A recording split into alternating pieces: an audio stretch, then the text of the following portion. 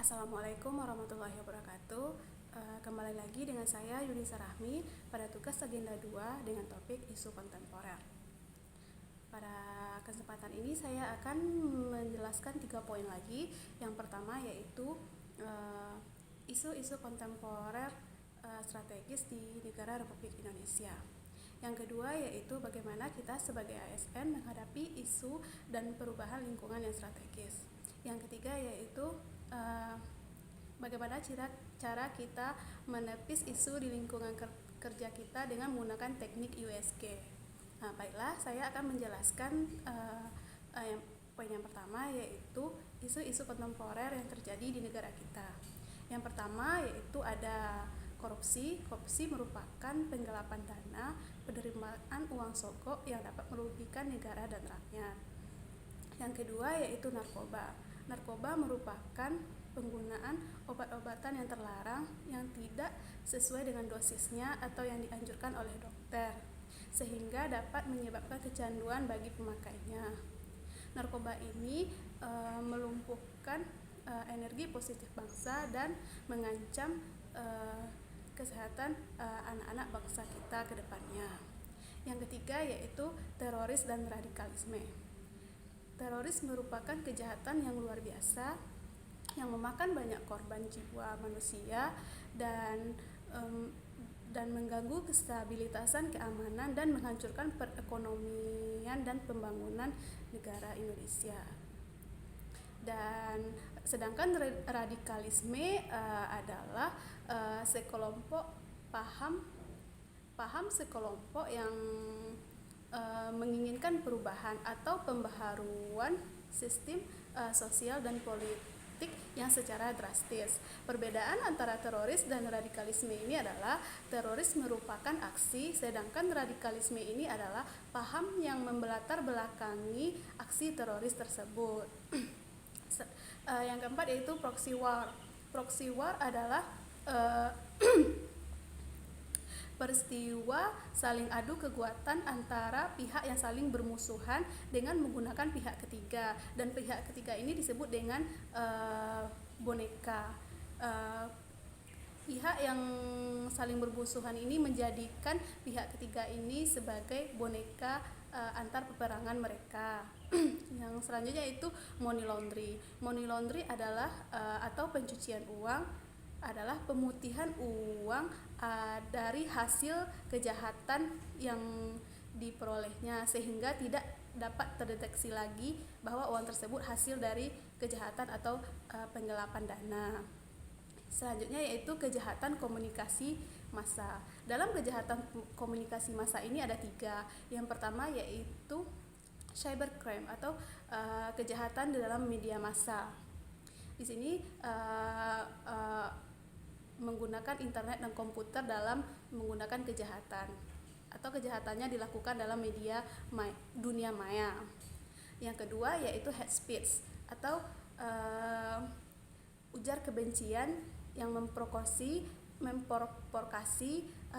dan penghinaan dan hasutan di dalam media massa juga. Yang selanjutnya yaitu hoax. Hoax ini adalah pemberitaan yang belum tahu kebenaran sumber dan asalnya, jadi tidak dapat dipertanggungjawabkan gitu, atau beritanya itu belum tentu benar atau dapat dipercaya. Baiklah, kita masuk pada poin yang kedua yaitu bagaimana cara kita sebagai ASN menghadapi isu dan perubahan lingkungan yang strategis. Perubahan tersebut terjadi pada 4 level lingkungan yang strategis. Yang pertama yaitu individual, yang kedua yaitu keluarga, yang ketiga yaitu masyarakat, baik itu lokal, regional, dan nasional. Yang keempat yaitu dunia atau global. Baiklah, bagaimana cara kita sebagai ASN menghadapi perubahan isu dan perubahan lingkungan strategis, yaitu yang pertama itu kita harus menanamkan perubahan itu pasti dan kita harus bisa menghadapinya. Dan yang kedua yaitu kita harus berperan aktif dalam menghadapi perubahan tersebut. Yang ketiga yaitu kita harus memiliki wawasan yang luas dalam menghadapi perubahan tersebut dengan cara memahami apa itu isu kontemporer dan bagaimana cara menganalisis isu tersebut sehingga didapatkan penyelesaiannya. Yang keempat itu dengan cara kita memiliki modal insani. Modal insani yang harus kita miliki tersebut adalah emosional, intelektual, ketabahan, etika dan moral, kesehatan. Jadi dengan memiliki modal insani tersebut kita dapat menyelesaikan atau menganalisis perubahan yang terjadi di lingkungan sekitar kita. Baiklah, yang kita masuk pada poin yang ketiga, yaitu bagaimana cara menepis isu yang ada di lingkungan kerja kita dengan menggunakan teknik USG. Teknik USG ini adalah teknik yang salah satu cara memakai urutan prioritas masalah dengan skala scoring, dan skala tersebut kita dapat gunakan dari skala 1 sampai 5 atau skala 1 sampai 10.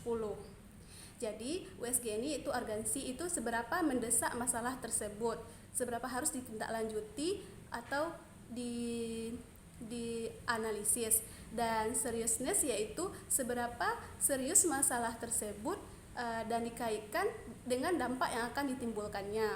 Yang growth adalah seberapa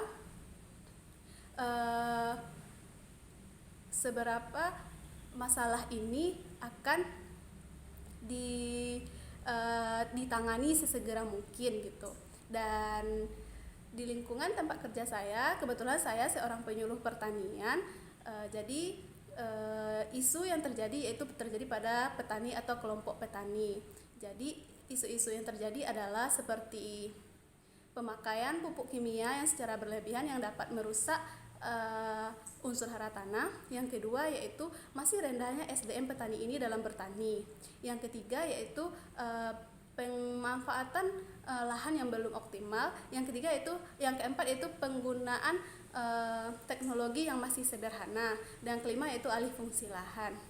Jadi dari 5 masalah ini, setelah saya gunakan dengan teknik USG dengan scoring, dan didapatlah prioritas masalah dari 5 isu ini, yaitu masih rendahnya SDM petani.